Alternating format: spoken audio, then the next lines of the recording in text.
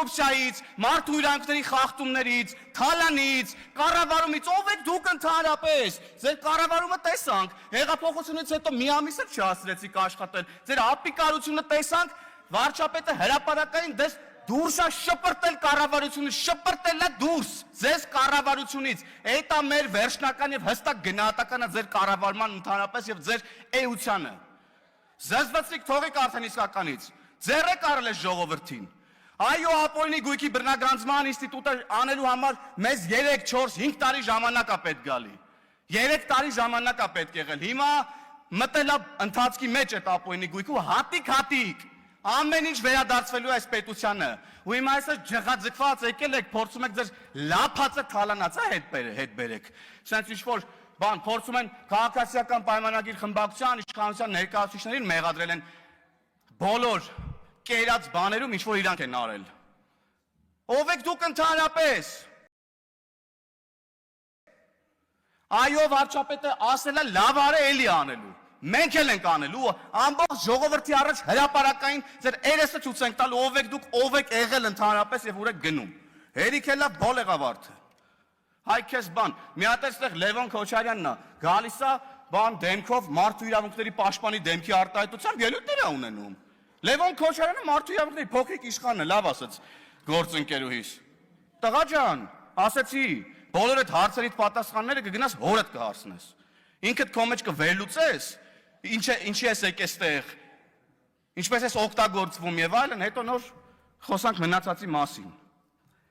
Վերադառնալով մարդու իրավունքների առասարակ քննարկմանը, ընդդիմությունը ամեն մարդու հնարավոր բոլոր իրավունքները ասպատակում է ուղղակի։ Հիմա էլ ընկել են կրթվելու իրավունքի հետևից, նայեք, դաշնակները իրանց կոալիցիոն կառավարման ժամանակ օկուպացրել էին ամբողջ կրթական համակարգը, պատմության ֆակուլտետներ, դպրոցներ, պատմության գրքեր, որ թաքցնեին ժողովրդից իրենց իրական դեմքը։ Որ օրինակ իրանք Օսման դաշնակներ են, որ օրինակ հիմա իրանք Օսման դաշնակների հետնորդներն են, եկել են ստեղ ավարտին հասցնեն ըստ էության, ուրեմն Դավադիր, հələ հանգստացի դու մի հատ Թադևոս Ավետիսյան կամ Ավետիս Թադևոսյան, հանգստացեք ու իմ ելույթի ժամանակ ընդհանրապես տեղից խոսանք, չափերի մասին գնահատականը տվեք ձեր չափերը ցույց կտամ էսա ես քեզ։ Հանցնելով առաջ։ Հնարավոր բոլոր իրավունքները ցած փորձում են ոտնահարեն։ Կրթվելուց խոսում ես, գալիս ասում են, խանգարեցես Թադևոս Ավետիսյանը միտքս կտրվեց։ Հա, օկուպացրել էին ողջ, ուրեմն կրթական ոլորտը, որ իրանց էս դավադիր, դավաճան, դեմքը թաքցնեն ժողովրդից, որ դրա քողի տակ, ուրեմն իրանց քաղաքական նպատակներ իրականացնեն, կրթեն սերունդ, որը չի գալու իրանց հետևից, որովհետև չգիտի իրանք ինչ են արել։ Մենք եկել ենք, ասում ենք իրանք ինչ են արել, պատմության դասագրքերում գրելու ենք հայ ժողովրդի պատմության բոլոր դրվագները, որին որ պետք է հայ ժողովուրդը ծանոթ լինի, որպեսզի մենք ելնենք ուրեմն իրական փաստերից եւ ապրենք եւ մեր ապագան կառուցենք իրողությունների վրա։ Իրական Հայաստան կառուցենք, այո, սիրելի գործընկերներ։ Մյուս իրավունքը, որ ասպատակում են ուրեմն այս ընդդիմադիրները, օրինակ խոսքի ազատությունն է եւ լրագրողների իրավունքներն առասարակ։ Մի հատ թթու բառ ասես լրագրողներին, վայ, կգան պլակատներով ստեղ կկապեն։ Ամենայն արգանքով բոլորիդ նկատմամբ սիրելի գործընկերներ, ես էլ եմ լրագրող եղել։ Մի հատ թթու բառ ասեն, գիտես ինչ կանեն։ Էլ չեմ պատկերացնում, նյութեր կգրվեն, էլ չեմ ասում ինչ վերնագրերով եւ այլն եւ այդպես շարունակ, բայց որ օրինակ ընդդիմադիր падգամավորը գալիս է ասում է, որ լավ լրագրող լինեիք, կներեք այս ժողովրդական խոսքից, լավ լրագրող լինեիք, դուք էլ 4 սատ տուն կունենայիք։ Այսինքն էս ինչ ես ասում։ Տիկին Թագուհի Թովմասյան, հարգելի լրագրողներ, դուք նորմալ եք ընկալում ես, հարցեր չունեք Թագուհի Թովմասյանին դուք ընդհանրապես, դուք լավ լրագրող չեք։ Ես կարծում եմ, որ դուք լավ լրագրող եք։ 3-4 հատ տուն ունեք Երևանի կենտրոնում, հա։ Օրինակ Տիկին Խամոյանը ունի, բան չունի, մյուս ընդդիմադիր նախկին լրագրողը ասելու Թագուհի Թովմասյանին։ Տիկին Թովմասյանը դից ծառայությունների դիմացեք 3-4 հատ տուն առել Երևանի կենտրոնում, մի հատ էլ երեսով եք տալիս այն լրագրողներին, ովքեր 3-4 հատ տուն չունեն։ Այ քեզ բան։ Էսա ձեր պատկերացումն առհասարակ մարդկային փոխհարաբերությունների, աշխատանքային փոխհարաբերությունների, ձեր խմբագրության լրագրողները ձեր ստարուկներն են։ Հա? Լավ լրագրողներ են ձեր խմբագրության լրագրողները։ Մարդա 4 հատ տուն առել եք իրանց համար։ Նենց փող տվել եք իրանց, որ մարդա 4, այս ինչեր եք խոսում ընդհանրապես։ Եվ պարոն Եղոյանը շատ ճիշտ է ասում, լրագրողական լրատվամիջոցների հաշվետվություններ կան, հələ մի հատ հրապարակեք, տեսնենք այդ որտեղից ձեզ այդ գումարները։ Եվ ես պետական կառույցներին նաև կոչ եմ անում եւ պահանջում եմ բացել ուրեմն լրատվամիջոցների մասին օրենսդրությունն ու կարդալ եւ հասկանալ, որ եթե կան լրատվամիջոցներ, որոնք հաշվետվություն չեն ներկայացրել, նրանք կարող են նաեւ չհավատարմագրել այդ լրագրողներին։ Հարգելի պետական կառույցի համապատասխան բաժինների գործընկերներ, հետևեք օրենքի տառին եւ պահանջին, խնդրում եմ։ Եվ սիրելի լրատվամիջոցներ, մեր հանրությանը ասեք, ձեր եկամուտները որտեղից են,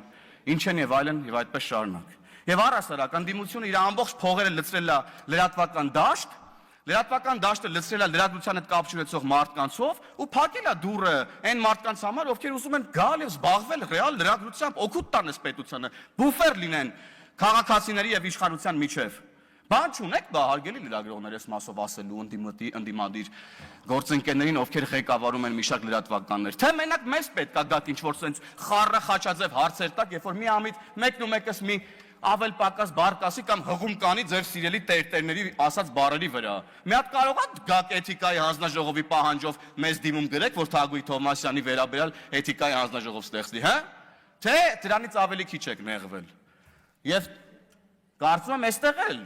այսինքն մարդկանց իմ ընկալում ընդդիմադիրները բոլոր լրագրողներին գերեվարել են առհասարակ եւ հիմա լրագրողներից ուղակի ձայն չենք լսում։ Նախ եւ նաեւ Տիկին Մանասյան, դուք լուսաձայնային նռնակների հատուկ միջոցների մասին խոսեցիք, բայց ես ուզում եմ արձանագրել, թե ինչ է տեղի ունեցել Հայաստանի Հանրապետությունում բոլորիս համար։ Հարց նոյեմբերի 9-ն է նախ տեղի ունեցել։ Եվ նոյեմբերի 9-ից հետո նախ մենք պետք է արձանագրենք, որ նոյեմբերի 9-ը, մարտի 1-ը եւ հոկտեմբերի 27-ը սրանք նույն շղթայի պատասխանատուների ձեռի գործն է։ Եվ մեր մեղքն է նաև, որ մինչև այսօր այդ բացահայտումները մինչև վերջ արված չեն, բայց այս քանի օրերի ուժային նաև իրավապահ մարմինների զեկույցները մեզ հույս են ներշնչել, որ ոչ վաղ ապագայում մենք առնվազն շոշափելի արդյունքներ այս իմաստով կտեսնենք։ Բայց ես ուզում եմ ասեմ, որ մեր ընկալումը, բառամթերքը Հայաստանի Հանրապետությունում տեղի ունեցող իրավիճակի վերաբերյալ չի կարա լինի ստերիլ եւ այսպես ասած շատ նման այլոց։ Մենք մի պետություն ենք, որտեղ ահաբեկչություն է տեղի ունեցել։ Մի պետություն ենք, որտեղ 2020 թվականին ահաբեկչություն է տեղի ունեցել։ Ես դա ահաբեկչություն եմ որակում, որտեղ նպատակը Արարատ Միրզոյանին սպանելը չէր, նպատակը բոլոր պետական պաշտոնյաների կյանքի վրա հարձակում իրականացնելն էր եւ սահմանադրական կարգը տապալելն էր, պետությունը լուծարելն էր։ Եվ հետևաբար, եւ մանավանդ, երբ որ մարդիկ հարձակվում են ազգային ժողովի շենքի վրա եւ կիրառվում է հատուկ միջոց, մեկն էլ վերցնում է, որ այդ հատուկ միջոցը հետ շպրտի իրավապահ մարմինների վրա, ովքեր հասարակական կարգ են պահպանում եւ վնասվածք է ստանում, ամենայն ցավով ես ցավում եմ, որ նման դեպքեր առհասարակ մեր քաղաքացիներից որևէ մեկի հետ տեղի ունեն, անկախ նրանից, թե քաղաքացին ինձ ինչ է ասում։ Բայց մենք պետք է ընդհանուր կոնտեքստ